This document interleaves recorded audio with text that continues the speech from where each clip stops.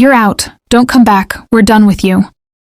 My mother's voicemail ended with a click, so sharp it sounded like a door slamming, shut across decades of family history. I listened to it twice while standing in the empty living room of the house I was supposed to help sell. Outside, rain tapped softly against the windows. Inside, the silence felt heavier than the furniture. For months, I'd handled everything: meetings, paperwork, repairs, late-night calls with buyers. Every promise had been built on one understanding: we were working together. Then, in 43 seconds, I became the outsider. No discussion, no warning, just exile. I stared at my phone, the screen glowing in my palm, and felt something unexpected settle over me. Not anger, not heartbreak. Clarity. I typed one word. "All right." That single reply ended years of chasing approval. By midnight, I had canceled the house sale. By sunrise, my phone showed 33 missed calls. Then came the message from their lawyer: "We have a major problem."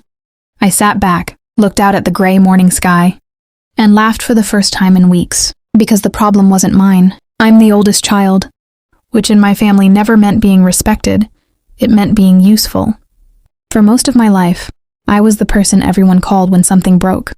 When bills needed sorting, when a crisis appeared at midnight and nobody else answered, I wasn't the favorite. I wasn't the one praised at holidays or celebrated in family stories. I was simply dependable, and over time, dependability became an expectation rather than a virtue.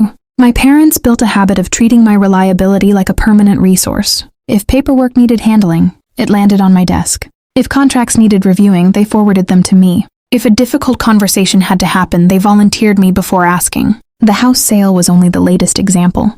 The property had belonged to my late grandfather, and after years of disputes, delays, and indecision, everyone suddenly wanted their share. They wanted the sale completed quickly, efficiently, and without conflict. In other words, they wanted me to do the work while they collected the reward. I noticed the pattern long before that voicemail. When things went right, credit traveled upward. When things went wrong, responsibility traveled downward. They mistook my silence for weakness and my patience for dependence. The truth was much simpler. I stayed because I valued family. They assumed that meant I would stay no matter how they treated me. That assumption would become the most expensive mistake they ever made. The disrespect never arrived all at once. It accumulated quietly.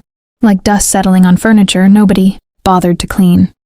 During meetings about the house, I would spend hours preparing documents, comparing offers, and organizing timelines. Then my father would summarize everything I had said in 2 sentences, and the room would nod as though the idea had just been born. I learned to recognize the pattern: a brief glance exchanged across the table, a pause before someone answered me. The subtle shift in tone that said my opinion had been heard but not truly considered. At family dinners, conversations changed the moment I spoke. My suggestions were questioned, then repeated 10 minutes later by someone else and accepted immediately. Nobody noticed. Or perhaps they noticed and simply didn't care. The house sale made it worse. Buyers contacted me directly because I knew every detail of the property. Yet when relatives discussed progress, they spoke as though the negotiations were managing themselves. One evening, I overheard my mother speaking on the phone in the next room. "He'll handle it," she said casually. Not because she trusted me, because she expected me to. The words lingered longer than she realized. I sat alone at the kitchen table, staring at stacks of contracts under the warm yellow light, and understood something important. In their minds, I wasn't family participating in a decision. I was infrastructure, useful, predictable, replaceable, and that illusion was about to be tested. The voicemail should have hurt more than it did. Instead, it revealed something I had been avoiding for years. The morning after receiving it, I sat alone in my office with a folder containing every document related to the house sale: purchase offers, inspection reports, legal correspondence, months of work reduced to a neat stack of paper. For the first time, I looked at it from a different angle. Nothing moved without me, not because I controlled the process, but because I was the one person who had actually done the work. That realization landed quietly. No dramatic speech, no burst of anger, just a simple fact I could no longer ignore. If they truly wanted me gone, then I would respect their decision completely. I opened my laptop and began sending emails. The buyer received a professional notice explaining that I was withdrawing from all involvement. The agent was informed that I would no longer coordinate communications. Pending tasks were returned to the parties responsible for them. Every message was polite. Every step was legitimate. Every obligation was fulfilled. By late afternoon, my inbox was unusually calm.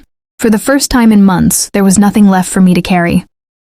Then the calls started. 1 became 5. 5 became 12. By evening, the number kept climbing.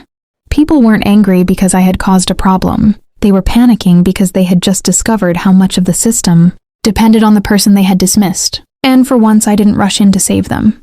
The missed calls continued through the night, but I ignored every one of them. Not out of spite, out of discipline.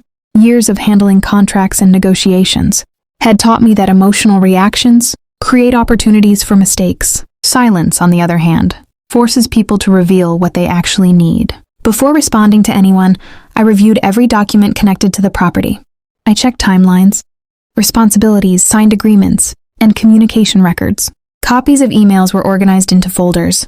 Text messages were archived. Meeting notes were saved with dates and timestamps. Nothing dramatic, just preparation. The house sale involved multiple family members.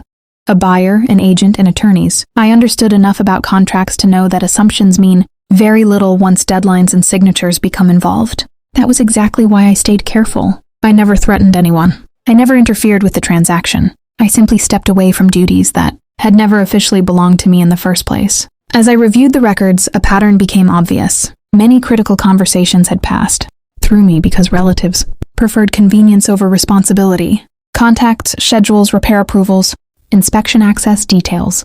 They barely paid attention to had been coordinated through my efforts. Without intending to, they had built the entire process around my participation. Now they were trying to rebuild it overnight. I made coffee, closed my laptop, and waited. People reveal their true priorities when consequences arrive. I suspected the next call would prove exactly that. The call finally came the next morning from the family attorney. His voice was measured, but I could hear strain beneath the professionalism. "We have a major problem." I looked out the window at the pale morning, light spreading across the street, and took a slow sip of coffee before answering. "What kind of problem?" There was a brief pause. The buyer had been expecting responses to several pending issues.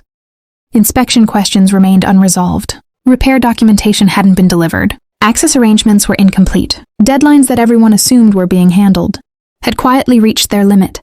In other words, nothing had actually fallen apart. The people responsible for keeping it together simply hadn't done their jobs.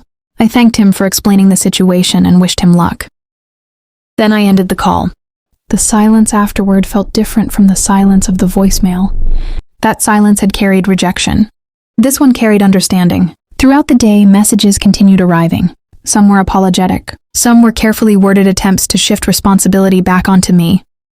Others pretended nothing had happened at all. I answered none of them. By evening, the sale had stalled. Additional costs were accumulating, and urgent meetings were being scheduled without me. For years, I had protected everyone from the consequences of their own neglect. Now those consequences were standing in the room with them. I wasn't celebrating. I wasn't angry. I simply watched from a distance as reality accomplished what no argument ever could. For the first time, they were forced to see my value only after losing access to it. The fallout didn't arrive as a single explosion. It unfolded over weeks. Family members who had ignored my calls suddenly left long voicemails. Relatives who rarely spoke to me began sending careful messages filled with words they had never used before: respect, appreciation, misunderstanding. The change was impossible to miss, not because they had become different people overnight, but because consequences had removed the comfort of taking me for granted. The stalled sale created delays, additional expenses, and uncomfortable conversations nobody could avoid. Questions that had once been redirected to me now landed directly in their laps. For the first time, everyone saw the amount of work that had quietly happened behind the scenes. Some accepted that reality, others searched for someone to blame. I let them choose for themselves. My reputation survived intact because I had left a clear trail of professionalism. Every email was documented. Every responsibility had been transferred properly. There was nothing to argue against except the truth.